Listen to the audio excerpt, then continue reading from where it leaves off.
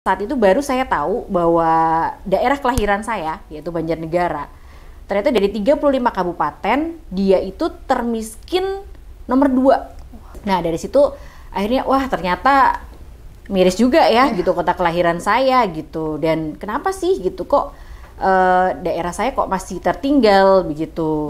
Saya tergerak juga, banyak sekali ibu-ibu yang kepengen membantu perekonomian keluarganya. Jadi nggak cuma suaminya yang kerja, tapi ibu-ibu ini kepengen di rumah juga bisa menghasilkan.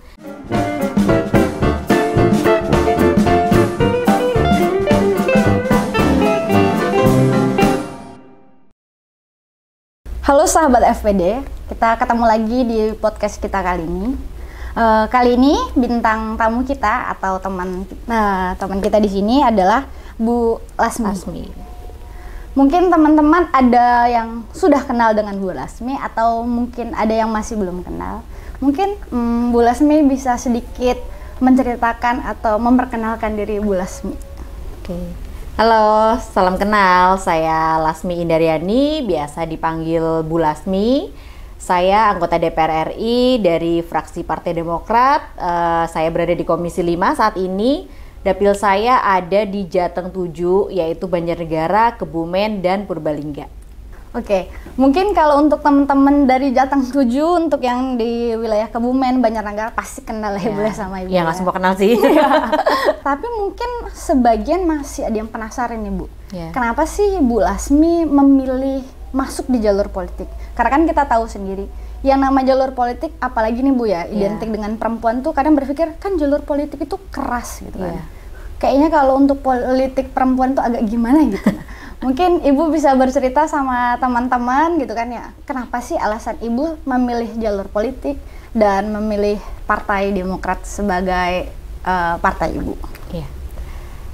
Sebenarnya saya pribadi itu termasuk golongan yang anti politik ya sebenarnya gitu kan. Termasuknya kecebur nih sebenarnya masuk politik gitu kan. Dari dulu mungkin saya 2 bersaudara. Jadi adik saya yang 5 tahun lebih muda itu malah terjun ke politik lebih dulu gitu. Jadi saya yang memang aduh kayaknya enggak deh gitu, kalau politik kayaknya emang ngeri gitu ya gitu. Nah tapi waktu tahun 2017 waktu itu pilkada ayah saya ikut terjun tuh, ibaratnya ikut kampanye, ikut keliling-keliling dan sebagainya. Ternyata saat itu baru saya tahu bahwa daerah kelahiran saya, yaitu Banjarnegara, ternyata dari 35 kabupaten, dia itu termiskin nomor 2 dari bawah maksudnya. Jadi dari 35, dia nomor 34. Jadi termiskin nomor 2 ya, dari bawah. Nah dari situ akhirnya, wah ternyata miris juga ya, gitu kota kelahiran saya gitu. Dan kenapa sih gitu, kok daerah saya kok masih tertinggal begitu. Ternyata ya karena kurangnya perwakilan dari pusat gitu. Kalau ibaratnya kita keliling-keliling nih ke masyarakat gitu, wah karena nggak ada perwakilan putra daerah Bu dari pusat begitu. Akhirnya karena banyaknya dukungan nih dari masyarakat dan tim-tim kita, relawan-relawan kita, akhirnya saya niatkan lah ibaratnya untuk mencoba nih, siapa tahu kita berjodoh untuk bisa mewakili masyarakat di dapil saya itu. Kalau untuk memilih Partai Demokrat sendiri Bu, apakah ada kisahnya atau seperti apa Bu? Ya sebenarnya kalau bisa dibilang berjodoh kali ya gitu kan, berjodoh. Jadi saya memang awalnya karena anti politik malah nggak paham partai sebenarnya gitu kan, nggak ngerti merah kuning hijau dan sebagainya tuh nggak paham gitu. Malah mungkin saya dulu golput kali kebanyakan gitu kan. Nah waktu itu kalau tidak salah pada saat pemilihan bupati yang pertama, ayah saya waktu pertama kali kan gagal gitu. Itu dia independen melawan 10 partai. Jadi benar-benar non partai, tapi satu-satunya yang mendukung ayah saya adalah Partai Demokrat. Dan kembali lagi berjodoh yang kedua kalinya, waktu ayah saya pilkada yang kedua, dari 3 partai salah satunya adalah Partai Demokrat juga gitu. Dan akhirnya kebetulan juga berjodoh lagi Dapil saya adalah dapil neraka. Di situ ada petinggi-petinggi partai. Jadi ada Pak Bambang Susatyo gitu ya. Mungkin sudah dikenal seluruh Indonesia gitu kan. Terus juga ada Pak Utut Adianto, itu ketua fraksinya PDIP. Terus ada juga dulu Wakil Ketua DPR RI juga Pak Taufik Kurniawan dapilnya di situ juga. Terus ada Ketum Partai P3 saat itu adalah Gus Romi gitu. Jadi semuanya dibilang ya dapil neraka itulah di situ gitu kan. Tokoh-tokoh. Dan alhamdulillahnya incumbent DPR RI yang ada di dapil saya Demokrat itu sudah berpindah dapil begitu. Jadi kosong dan saya waktu itu mungkin inilah kesempatan saya gitu kan di Partai Demokrat, dan alhamdulillah Partai Demokrat sangat welcome saat itu. Benar-benar saya sangat berterima kasih sekali. Waktu itu adalah almarhum Pak PEW, Pak Pramono Edi Wibowo, saat itu yang menelpon ayah saya gitu. Jadi ayo Pak, monggo anaknya bergabung dengan Demokrat, dan langsung disambut baik oleh ayah saya. Saya nggak tahu nih pertamanya DPR RI itu apa ya gitu kan. Jadi udah kamu maju aja ke pusat gitu kan, untuk mewakili daerah kita masih kurang perwakilan dari pusat, yaitu Partai Demokrat saat itu. Ya sudah gitu, jadi tahu-tahu masuk aja saya. Nah ini juga mungkin pesan-pesan untuk teman-teman dan sahabat FPD bahwa untuk tidak terlalu berpikir negatif terhadap politik, karena politik itu tidak hanya dipandang yang serem-seremnya saja. Seperti Bu Lasmi, ketika dia melihat dapilnya menjadi daerah termiskin, maka harus anak dari daerah itu sendiri yang bangkit dan memperjuangkan daerah itu sendiri gitu kan. Nah, buat teman-teman juga mungkin yang belum tahu, Bu Lasmi ini kan salah satu anggota termuda lah kalau di sini. Terus kemudian dia adalah anggota perempuan dan saat ini menjadi salah satu pimpinan fraksi, yaitu bendahara fraksi ya Bu ya. Mungkin Ibu bisa bercerita tentang tantangannya Bu, karena kan periode pertama ya Bu ya kalau nggak salah. Periode pertama kemudian langsung menjadi salah satu pimpinan fraksi, yaitu bendahara fraksi. Mungkin tantangannya apa sih Bu yang pas Ibu menjalani saat ini gitu? Ya mungkin aku cerita dikit ya Mbak. Waktu awal itu kaget juga sih sebenarnya gitu kan, ini anak baru gitu kan dari kampung gitu kan. Waktu itu saya kagetnya adalah saat itu lagi sidang paripurna gitu, di telepon untuk merapat ke saat itu adalah ketum masih Bapak SBY ya gitu, ke rumah ketum gitu kan. Waduh gitu kan, anak baru gitu kan, baru dilantik gitu kan. Tahu-tahu ke rumah ketum nih, ada apa nih, jangan-jangan mau dihukum apa gitu kan, kita salah apa gitu. Ternyata di situ alhamdulillah saya dipercaya waktu itu oleh ketum saat itu yaitu Pak SBY, dari mungkin 10 anggota fraksi Partai Demokrat yang perempuan. Jadi kalau nggak salah waktu itu Pak SBY kepengennya adalah ketua, sekretaris, bendahara adalah 30% keterwakilan perempuan. Itu satunya mungkin saya terpilih karena perempuan gitu. Dan mungkin dari 10 ya mungkin termasuk saya termasuk yang muda gitu, mungkin baru gitu kan, dan ditantang nih untuk bisa tidak untuk menjadi bendahara fraksi di Partai Demokrat. Nah waktu itu kan sebenarnya saya bisa nggak ya gitu kan, tapi bisa gitu kan katanya Pak SBY, harus semangat, harus bisa gitu kan. Akhirnya saya insya Allah lah Pak, saya emban amanah ini. Dan tantangan saya ya itu karena saya masih muda gitu kan, yang katanya pimpinan gitu kan, pimpinan ya memang saya nggak terbiasa untuk yang kayak ya karena terhadap anggota gitu kan, kita yang ngatur-ngatur atau bagaimana, enggak. Jadi saya pribadi memang dulu punya basic adalah IO gitu. Jadi pernah suatu saat saya ada acara kalau nggak salah waktu itu di Gunung Gelis, itu acara pertama saya sebagai bendahara fraksi.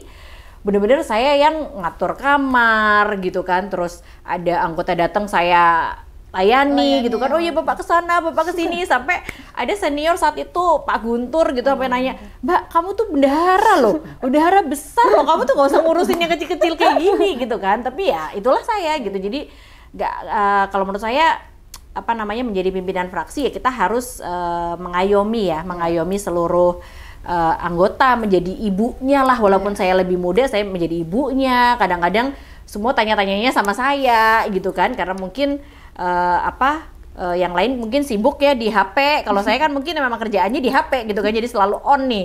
Sampai ada anggota yang bilang, wah kayaknya Mbak Lasmi nggak pernah tidur nih gitu kan. Ditanyain jam berapapun selalu jawab katanya gitu kan. Padahal ya nggak juga gitu kan, pasti adalah jam tidurnya.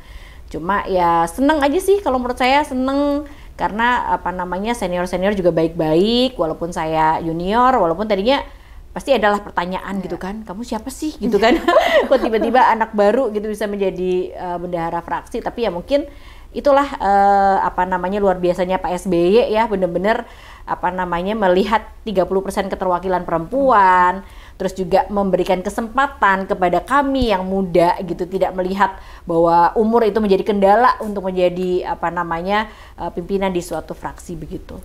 Karena kita tetap mengutamakan istilahnya 30% keterwakilan perempuan itu harus ada gitu kan. Alhamdulillah kan di Partai Demokrat artinya keterwakilan perempuan 30% itu masih tetap dijunjung tinggi.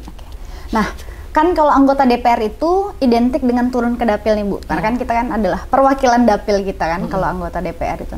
Kan kalau kita sendiri nih ngelihat media sosialnya Ibu sering banget lah ya turun ke dapil itu kan, sering banget turun ke dapil, terus melakukan kegiatan pelatihan kewirausahaan.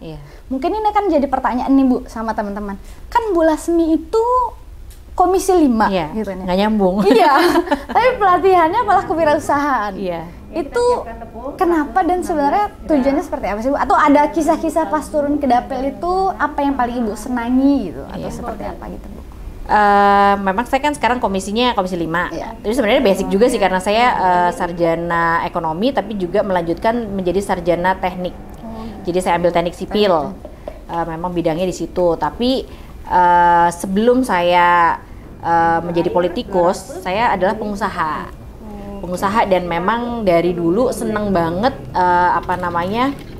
tentang usaha-usaha lah gitu, kewirausahaan gitu. Jadi kayak kepengen berbagi lah sama ibu-ibu, terutama ya saya kebanyakan adalah Sri Kandi. Saya menyebutnya adalah Sri Kandi, ibu-ibu di dapil saya yang antusias untuk mengikuti pelatihan-pelatihan kewirausahaan. Jadi saya tergerak juga banyak sekali ibu-ibu yang kepengen membantu perekonomian keluarganya. Jadi nggak cuma suaminya yang kerja, tapi ibu-ibu ini kepengen di rumah juga bisa menghasilkan. Nah, jadi saya kadang-kadang kalau turun kan nggak hanya serap aspirasi ya. Kalau serap aspirasi mungkin udah tau lah keluhan-keluhannya itu dan sebagainya. Tapi kalau kita turun memberikan manfaat yang lebih, jadi kalau mungkin moto saya gitu ya, sekali dayung 2-3 pulau terlampaui gitu ya. Kalau perlu 5-6 pulau deh gitu ya. Gitu, sekali turun, sekalian menyerap aspirasi. Kita memberikan pelatihan, kalau contohnya yang saya terbaru ada pelatihan membuat fried chicken. Gitu. Jadi kita ingin pelatihan yang memang langsung bisa dipraktekkan lah, walaupun dia nggak berjualan, tapi mungkin dia butuh juga kan bikin untuk anaknya, kan irit tuh, hemat ya, jadi nggak usah harus beli gitu kan.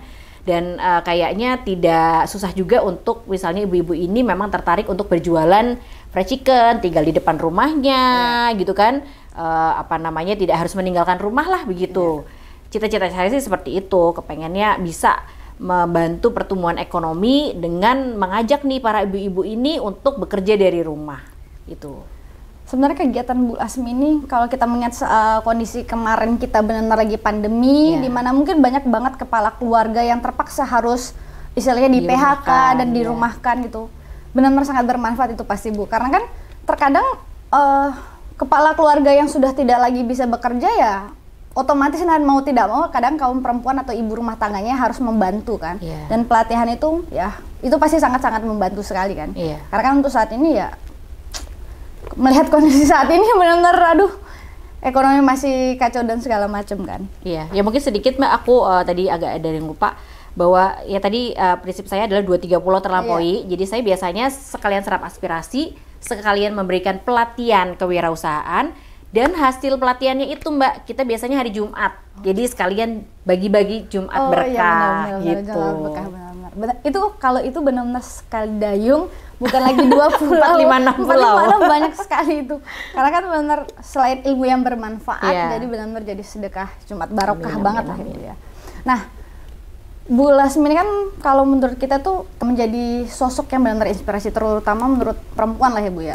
Mungkin ada nggak Bu tips atau pesan dan kesan untuk para perempuan gitulah yang menginspirasi ibu dan mungkin akan mengikuti jejak ibu gitu, yang masih ragu-ragu atau takut dalam dunia politik ataupun kayak harus bermanfaat untuk masyarakat dengan mengadakan pelatihan, mungkin ada nggak sih Bu kesan dan pesan gitu Bu? Ya mungkin pesan dulu ya kepada para perempuan yang mungkin masih takut untuk terjun ke dunia politik, seperti saya dulunya adalah anti politik gitu ya. Akhirnya saya tahu bahwa kalau kita tidak terjun ke dunia politik, biasanya kita jadi korban politik, Mbak. Gitu kan?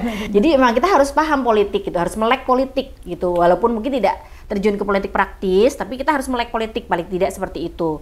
Dan kalau bukan perempuan, ya siapa lagi yang akan menyuarakan perempuan gitu loh. Kalau keterwakilan kita di parlemen juga kurang, ya akan kurang juga suara kita di parlemen gitu untuk perempuan terutama. Jadi kalau bisa sih saya mengajak teman-teman perempuan, sesama perempuan, ayo kita nggak usah takut deh ibaratnya untuk terjun ke dunia politik, karena nggak usah dunia politik aja yang berat ya, dunia ini juga sudah berat gitu kan. Jadi tidak semenakutkan itu kok gitu loh. Walaupun ya mungkin ada yang bilang kejam, ya memang kejam iya, tapi ya dunia ini juga tidak mudah juga gitu kan. Jadi tetap dihadapin aja, dijalanin aja, dan kita bisa di dalam politik ini kita bisa memperjuangkan, menyuarakan gitu kan untuk kebutuhan masyarakat secara umumnya itu. Kalau kesannya Bu? Kesannya di dunia politik ini sebagai perempuan ya seru sih ya, kalau menurut aku seru gitu, dan kalau menurut aku banyak diuntungkan perempuan itu. Karena kalau kita keliling-keliling nih ke dapil gitu ya, atau misalnya kita kampanye gitu kan, ya kebanyakan kan yang suka kumpul adalah ibu-ibu gitu kan. Ibu-ibu lebih welcome sebenarnya kan kalau yang datang ibu-ibu juga gitu kan, dan paling kita foto gitu kan, yang senang-senang selfie, senang foto gitu. Terus yang laki-laki juga kayaknya lebih banyak yang nyoblos perempuan ya. Gitu kan, sebenarnya nggak ada tantangan yang aduh karena kita perempuan nih terus takut nggak ada yang milih dan sebagainya, enggak juga.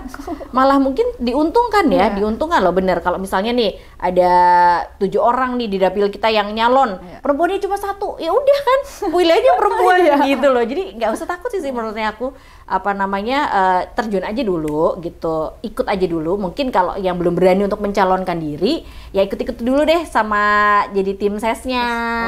Terus keliling-keliling, asik kok. Asik, dan kita bisa berbagi kepada sesama perempuan, terutama kayak tadi kita bisa ada pelatihan-pelatihan, kita bisa motivasi mereka dan sebagainya. Dan apalagi pemilih perempuan itu 50% ya? 50% tuh perempuan. Jadi kalau menurut survei itu kadang-kadang wah ini suara perempuannya nih harus dinaikkan. Lah kalau kita perempuan, kita dengan perempuan pilih perempuan gitu aja. Oke, terima kasih Bu Lasmi untuk waktunya hari ini. Sama-sama. Mungkin menjadi momen yang sangat menginspirasi untuk kita.